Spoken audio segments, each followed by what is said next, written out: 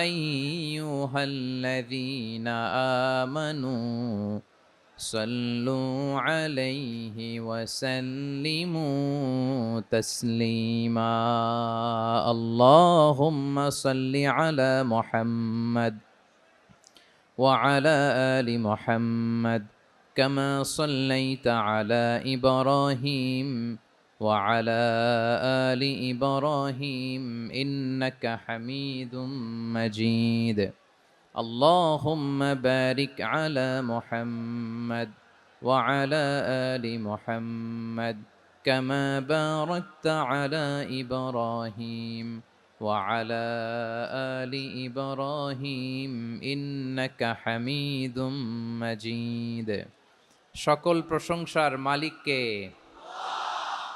সকল ক্ষমতার উৎসকে, কেউ যেটা পারে না পারেন কে, কেউ যেটা দেখে না দেখেন কে, কেউ যেটা শোনে না শোনেন কে? সে আল্লাহ রাব্বুল ইজ্জা ওয়াল জালালের দরবারে আমরা শুকর গুজার হচ্ছি। সবাই পড়ে নিচ্ছি কালিমাতু শুকর, আলহামদুলিল্লাহ। প্রিয় বারুয়াখালীবাসী, গলা ছেড়ে দিয়ে আওয়াজ করে পড়ুন, রব্বানা লাকাল হামদ হামদান কাসীরান তাইয়্যিবান মুবারাকান ফি ইয়া রাব্বি লাকাল হামদু কামা ইয়ানবাগি লিজালালি ওয়াজহিকা ওয়া আযীমি সুলতানিকা লাকাল হামদু বিল ঈমান লাকাল হামদু বিল ইসলাম লাকাল হামদু বিল কুরআন। আল্লাহ রাব্বুল ইজ্জা ওয়াল জালালের দরবারে শুকরিয়া জ্ঞাপনের পরপরই আমি আজকের এই ঐতিহাসিক বারুয়াখালী তাফসির মাহফিল ময়দানে আয়োজিত আজকের বারুয়াখালী তাফসির মাহফিল পরিচালনা কমিটিকে অন্তরের অন্তঃস্থল থেকে ধন্যবাদ জানাতে চাই যে ওনারা আমার ঢাকা বিভাগের প্রোগ্রামকে হোস্ট করেছেন। আলহামদুলিল্লাহ। আমি নবাবগঞ্জবাসীকে অন্তরের অন্তঃস্থল থেকে শুকরিয়া জানাই, বারুয়াখালীবাসীকে হৃদয় নিংড়ানোর শুভেচ্ছা এবং ভালোবাসা নিবেদন করছি যে ঢাকা বিভাগের প্রোগ্রাম আলহামদুলিল্লাহ আজকে আমরা এই নবাবগঞ্জে করতে পারছি। আলহামদুলিল্লাহ। আজকের এই প্রোগ্রামে উপস্থিত আছেন অত্র এলাকার সম্মানিত ব্যবসায়ী বৃন্দ, চাকরিজীবী বৃন্দ, ধর্মীয় নেতৃবৃন্দ, সামাজিক নেতৃবৃন্দ, রাজনৈতিক নেতৃবৃন্দ। উপস্থিত আছেন ছাত্র ভাইয়েরা, পর্দার আড়ালে মায়েরা, বোনেরা, আমার সাংবাদিক বন্ধুরা, মিডিয়া কর্মী, ইউটিউবার্স। আমার ভাইদেরকে তুমি ইসলামের জন্য কবুল করো। এই যে তরুণ শ্রোতারা, জেনজি অফ নবাবগঞ্জ, একটা সময় ছিল 50 ঊর্ধ্ব 60 ঊর্ধ্ব মুরব্বী বাবাজিরা মাহফিলে আসতেন, ওনারা এখনো আসেন, কিন্তু এখন 90% শ্রোতা হচ্ছে Gen Z, the young generation, the future heroes and icon of Bangladesh. তোমাদের হাতেই বাংলাদেশ নিরাপদ। আমরা দেখেছি যত জুলুম, যত ফ্যাসিবাদ, যত অন্যায়, যত অত্যাচার, সব কিছুকে তোমরা দুমড়ে মুচড়ে সত্যের পয়গামকে 56,000 বাংলাদেশের প্রতিটি ইঞ্চি মাটিতে ছড়িয়ে দিয়েছো তোমরা। সো তোমাদের হাতে নিরাপদ এদেশের লাল সবুজের পতাকা। এজন্য তোমাদের কাঁধে অনেক দায়িত্ব, আবেগ আর বিবেকের সমন্বয়ে আমাদেরকে সামনে আগাতে হবে, বাংলাদেশকে রিবিল্ড করতে হবে। লেটস রিবিল্ড আওয়ার নেশন, ঠিক কিনা বলেন?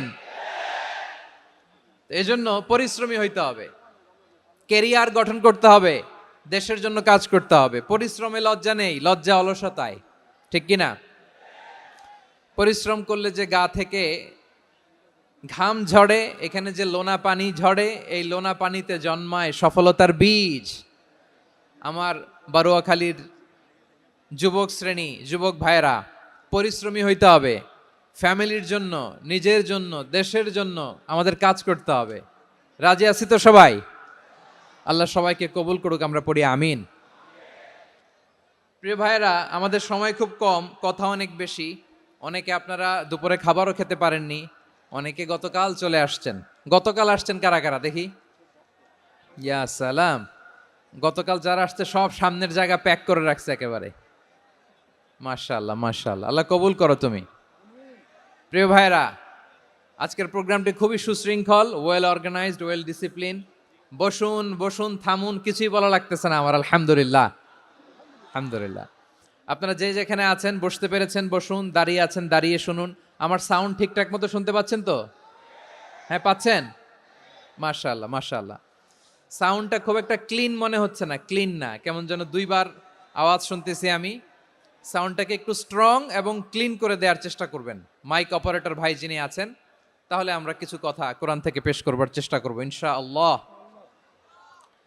প্রিয় ভাইয়েরা, এখন আপনারা যেমনি চুপচাপ, শেষ পর্যন্ত চুপচাপ থাকবেন তো? হ্যাঁ, আমি ওঠার আগে কে কে উঠবেন হাত তোলেন দেখি।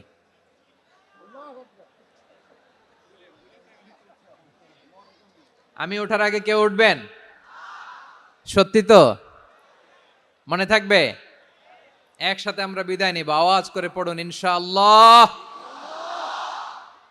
সম্মানিত সুধী, মাইক অপারেটর ভাইকে আমার কথা শুনতে পাইছেন?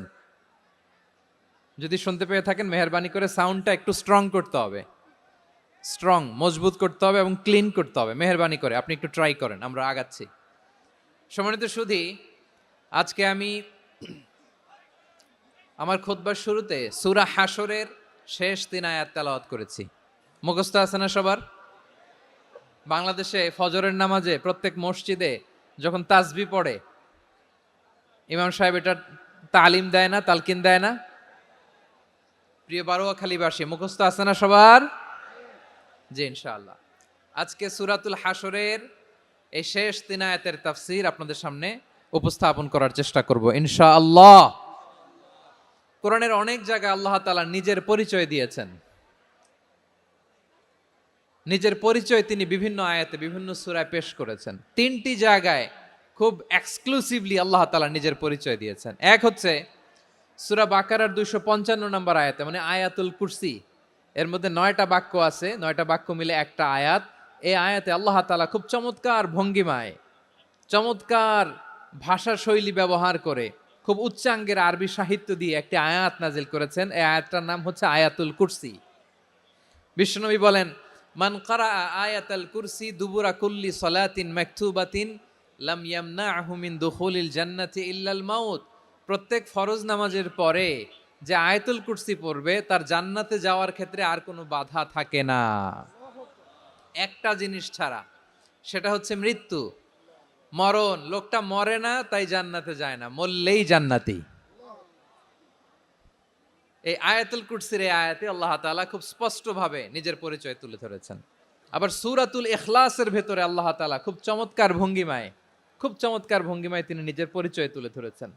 অনুরূপভাবে সূরা হাশরের শেষ 3 আয়াতেও আল্লাহ তাআলা খুব চমৎকার ভাবে নিজের পরিচয় তুলে ধরেছেন। আওয়াজ করে পড়ুন সুবহানাল্লাহ। আমরা সূরা হাশরের শেষ 3 আয়াতের তাফসীর আজকে আমরা শুনব। আসুন আমরা আমাদের রবকে চিনে নেই। আজকের আলোচনার টপিক হচ্ছে আসুন আমাদের রবকে চিনি। আসুন আমাদের, সবাই বলুন, আসুন আমাদের রবকে চিনি। আজকের আমার ঢাকা বিভাগের প্রোগ্রাম থেকে, এই নবাবগঞ্জ বারোয়াখালীর প্রোগ্রাম থেকে আমরা আমাদের রবকে চিনে যাব ইনশাআল্লাহ। বলেন সবাই।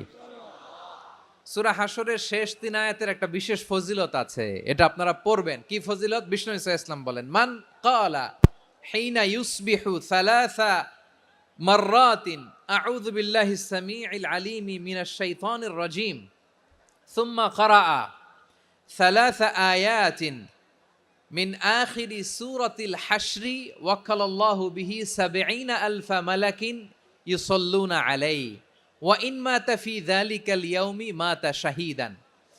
বিশ্বনবী মুহাম্মদুর রাসূলুল্লাহ সাল্লাল্লাহু আলাইহি ওয়াসাল্লাম ইরশাদ করেন, যে ব্যক্তি সকালবেলা 3 বার তেলাওয়াত করবে আউযু বিল্লাহিস সামিউল আলিম মিনাশ শাইতানির রাজীম, এরপরে সূরা হাশরের শেষ 3টি আয়াত তেলাওয়াত করবে, রব্বুল আলামিন ওই ব্যক্তির জন্য ৭০,০০০ ফেরেশতা নিয়োগ দিবেন যারা সারা দিন ওই লোকের জন্য মাগফিরাতের দোয়া করবে।